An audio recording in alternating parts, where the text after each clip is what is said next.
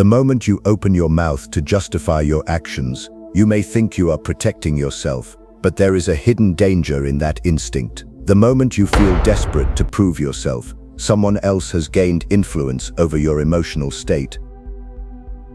Picture it. The accusation lands, a subtle jab at a dinner table, a questioning of your competence behind closed doors, a partner twisting your words. You feel the heat rise in your chest.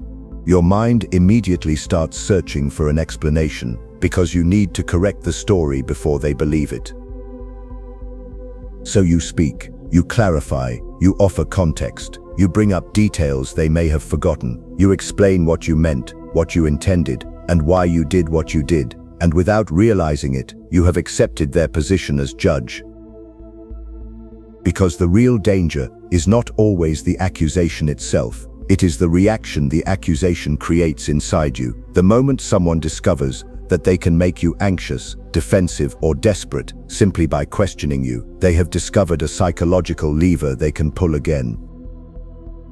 The world does not always respond to the truth of your words. It also responds to the confidence behind them. The more desperate your explanation becomes, the more you communicate that their approval matters to you.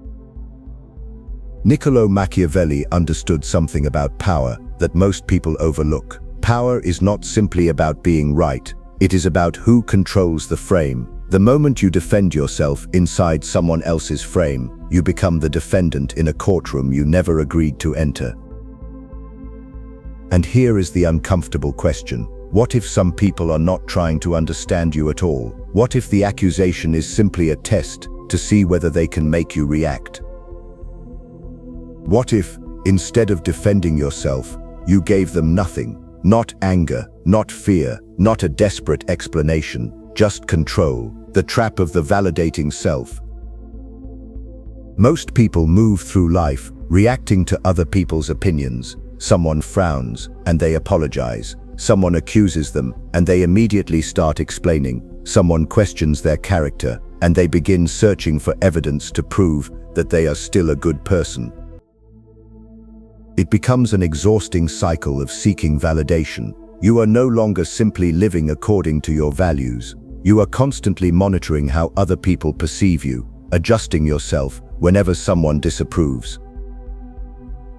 When you rush to defend yourself, you may be prioritizing being understood over being respected. You are essentially saying, "Please understand me. Please see my intentions. Please believe that I am not the person you think I am." And that is where the trap becomes dangerous. Imagine someone says, "You're being selfish." The reactive response is immediate. "No, I'm not. I did this for you yesterday. I helped you last week. I was there when you needed me." Look at the structure of that conversation. They made the accusation, and you immediately accepted the responsibility of defending yourself. They became the prosecutor, and you became the defendant. The attack was never necessarily about the facts. Sometimes the accusation is simply a test to see what you will do when your identity is challenged. They push, and they watch whether you jump. The moment you start bringing up old messages, past events, screenshots, and explanations just to prove your point, you reveal something important. Their opinion has become powerful enough to control your emotional state. You have handed them the key. And once someone learns that they can make you anxious, defensive, or desperate simply by questioning you, they can use that knowledge again and again. To become harder to manipulate, you must understand that not every accusation deserves a courtroom. There is no judge you are required to impress, and there is no jury you must convince. Some accusations are simply noise, and when you stop treating other people like judges, their opinions lose much of their power over you. But recognizing the trap is only the beginning. The real test comes when someone deliberately tries to provoke you and waits for you to react. That is where silence becomes a weapon. Weaponized silence, the gray void. Imagine the situation again. Someone looks at you and says, "You are being incredibly selfish right now." The old version of you immediately fights back. "No, I'm not. I did X, Y, and Z for you yesterday. I'm just tired. Now imagine a different response. They say the words, you look at them, you remain calm, you don't rush to fill the silence. 1 second passes, then another, then another. The atmosphere begins to change because they expected resistance, an argument, or an emotional explanation. Instead, they received nothing. And when you refuse to provide the reaction they were expecting, they are forced to sit with their own words. They may begin explaining themselves simply because the silence has become uncomfortable. I mean, you're not always selfish. I just mean right now. Why are you looking at me like that? Notice what just happened. They started with the accusation, but now they are explaining the accusation. The dynamic has changed without you raising your voice. Silence is not automatically powerful. Silence becomes powerful when it comes from certainty rather than fear. You are not silent because you have nothing to say. You are silent because you are deciding whether the conversation deserves a response. That distinction changes everything. You are no longer reacting automatically to every emotional trigger placed in front of you. You are choosing whether the other person's words deserve access to your emotional state. But silence is not always the answer. Sometimes the other person expects a reaction so badly that remaining completely silent can create unnecessary tension.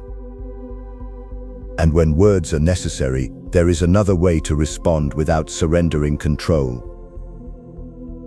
The Aikido of conversation: agree and amplify.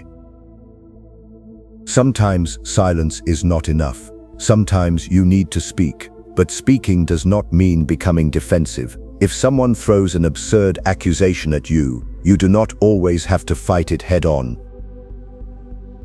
Imagine someone says, "You are completely obsessed with money, you're greedy." The defensive response is predictable. "No, I'm not. I just want to provide for my family." You are now arguing inside their frame, trying to prove that their label is wrong. A different response might be, "You caught me. I swim in a vault of gold coins every Tuesday. It's terrible for my back." Delivered calmly, the accusation suddenly loses some of its weight. You did not panic. You did not become offended. You did not spend 5 minutes proving your character.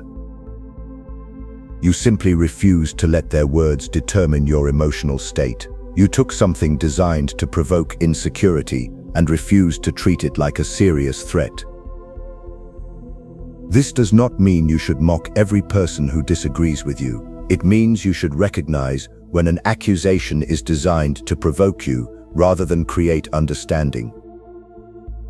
When you are secure about who you are, you don't have to fight every label someone places on you. You can hear it, evaluate it, and decide whether it deserves your energy. That is amused mastery. You remain above the emotional chaos instead of climbing down into it. You do not need to scream with someone simply because they decided to raise their voice.